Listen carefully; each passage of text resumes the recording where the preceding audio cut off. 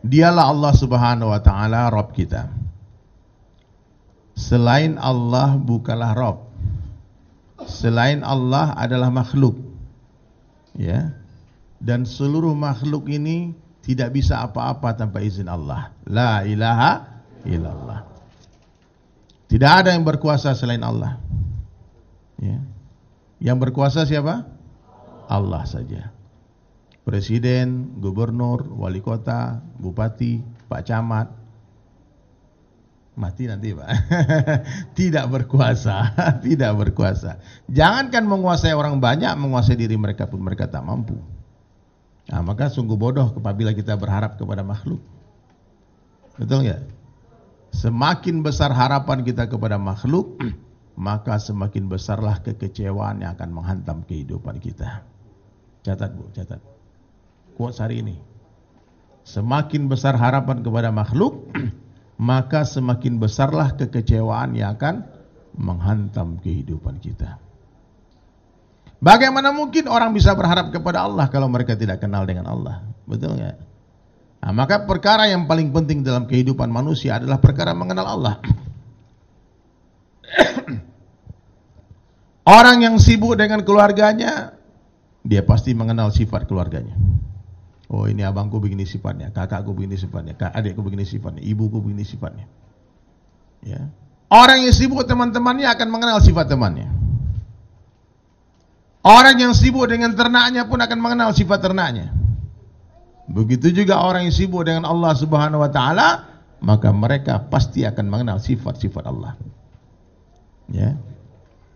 Maka mulai hari ini hadirin sekalian, sibukkan diri dengan Allah.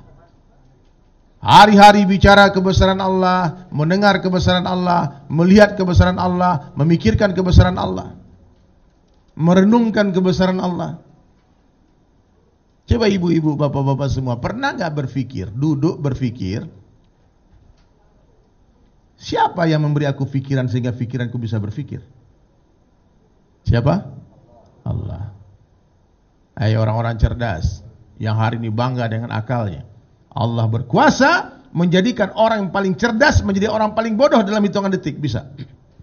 La ilaha illallah. Saya pernah ada kenal tuh dulu dari kelas 1 SD, SMP, SMA juara 1 terus. Satu hari ketemu dia udah ketawa-ketawa sendiri. Allah rusak akalnya. Coba syukuri bunda, ayah anda semua, jamaah sekalian, nikmat akal yang Allah berikan. Pernah nggak kita pikirkan? Allah beri kita akal untuk berpikir. Ini otak manusia ini dahsyat. Memori 30 tahun, 40 tahun, 50 tahun lalu masih tersimpan rapi di otak manusia. Ya. Saya masih ingat itu. Pertama kali saya sekolah itu masih ingat, waktu TK. Saya ingat bagaimana mama saya mengajarkan cara masang tali sepatu. Itu kayak baru kemarin kejadiannya. Hebatnya akal manusia memikirkan kejadian. Nah, coba sekarang berpikir tentang akal kita, tentang pikiran kita. Allah ciptakan akal. Nah, hari ini kalau kita mendengarkan nasihat dokter, kita patuh nggak? Kata dokter, Bu, makan obat 3 kali sehari. Makan nggak? Makan. Bu, ibu disuntik ya Bu. Itu jarum mau dimasukin ke tubuh kita. Sebelah mana dok? Apalagi dokter ngomong, Pak, mohon maaf kaki bapak harus dipotong ya. Kata dokter nih, terus nanya lagi, maaf dok, berapa biaya pemotongan kaki saya? Saking hebatnya kepercayaan sama dokter. Tiap sebentar lihat jam, takut telat makan obat. Kenapa ibu begitu patuh sama dokter? Ustaz, itu dokter cerdas, tamatan Amerika dong. Ustaz. Padahal yang menciptakan otaknya dokter siapa? Allah. Kenapa Allah perintah kita tak mau? Kalau ditelepon orang kaya datang nggak Pak? Ini ada Bang Yan di sini nih, Masya Allah. Ini saling sapa nih paling setia dari dulu. Udah hampir 10 tahun lebih dimanapun DSAS datang setia terus. Datang tadi undang, pergi tadi antar. Support saling sapa, jangan lupa like, comment, dan subscribe. Subhanallah. Ditelepon orang kaya, Pak ke rumah, buru-buru datang. Betul nggak? Ini bos nih orang paling kaya di Jakarta bro. Yang nelponan ini orang paling kaya ini. Padahal Allah Subhanahu wa ta'ala adalah Al-Ghani, zat yang maha kaya, Al-Mughni, yang memberikan kekayaan kepada seluruh orang kaya itu Allah. Itu harta di rumah orang kaya itu bukan mereka yang punya, Allah yang punya. Allah bisa ambil itu harta dalam hitungan detik. Allah mampu menjadikan orang paling kaya di dunia menjadi orang paling miskin di dunia dalam hitungan detik. Maka orang-orang kaya hari ini jangan sombong. Santai saja. Kasih tahu orang-orang, ini harta saya, Allah punya loh. Bukan saya punya. Saya kaya bukan karena saya hebat. Tidak banyak lebih hebat tak kaya. Allah yang menggerakkan orang datang ke toko kita, ke perusahaan kita untuk membuat sebuah usaha bisnis. Jadi kesalahan terbesar orang kaya apa? Dia pikir dia kaya karena dia hebat. Bukan. Karena Allah Ta'ala Al-Mughni, zat yang memberikan kekayaan kepada seluruh orang kaya. Allah suka-sukanya, Allah tunjuk. Kaya, kaya. Miskin, miskin. Yang terjadi di dunia hanya kehendak Allah saja. Apa saja yang Allah kehendaki terjadi, pasti akan terjadi. Apa saja yang Allah kehendaki tidak terjadi, tidak akan terjadi. La ilaha illallah.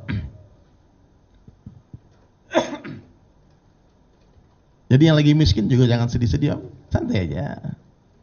Kekayaan bukanlah sebuah kemuliaan, kemiskinan bukanlah sebuah kehinaan. Apa ujian bagi orang kaya? Apakah dia bersyukur atau tidak? Kalau dia bersyukur, Allah tambah nikmatnya. Nikmatnya Allah tambah nih. Diberikan keberkahan dari hartanya. Kalau orang miskin bersabar, Allah masukkan mereka ke surga 500 tahun lebih awal dari orang kaya. Wow, kenapa bunda? Karena harta yang halal akan dihisab, yang haram akan diazab. Abdurrahman bin Auf, multibilioner, sahabat yang paling kaya itu Abdurrahman bin Auf radhiyallahu anhu. Kadang dibully sama sahabat-sahabat lain. Abdurrahman, kata Nabi, kau terakhir masuk surga. Merangka-rangka. Islam bukanlah agama yang menghinakan orang kaya, juga tidak menghinakan orang miskin. Islam memuliakan orang kaya, memuliakan orang miskin. Itu Islam. Maka dakwah Nabi tidak pernah menjadikan orang kaya jadi miskin ataupun orang miskin jadi kaya, tidak. Ternyata Abdurrahman bin Auf berkali-kali pengen miskin tapi nggak bisa. Pengen miskin, nggak bisa miskin. Kenapa? Allah sudah tuliskan dia harus jadi orang kaya. Seperti kita yang sudah ditakdirkan miskin, nggak mungkin akan kaya. Seperti orang maaf ditakdirkan pendek, nggak mungkin akan tinggi. Itu takdir Allah. Ini ujian, tidak ada hubungannya kaya miskin itu dengan kesusahan, dengan kebahagiaan, penderitaan, tidak ada. Tapi meskipun begitu, terlambatnya Abdurrahman bin Auf masuk surga, beliau adalah asyara mubashirin. Dia adalah salah satu sahabat yang dijamin masuk surga. 10 orang sahabat yang namanya dijamin pasti masuk surga ketika dia masih di dunia. Nah, jadi orang-orang kaya tenang saja. Bapak Ibu bisa masuk surga dengan harta Bapak Ibu sekalian.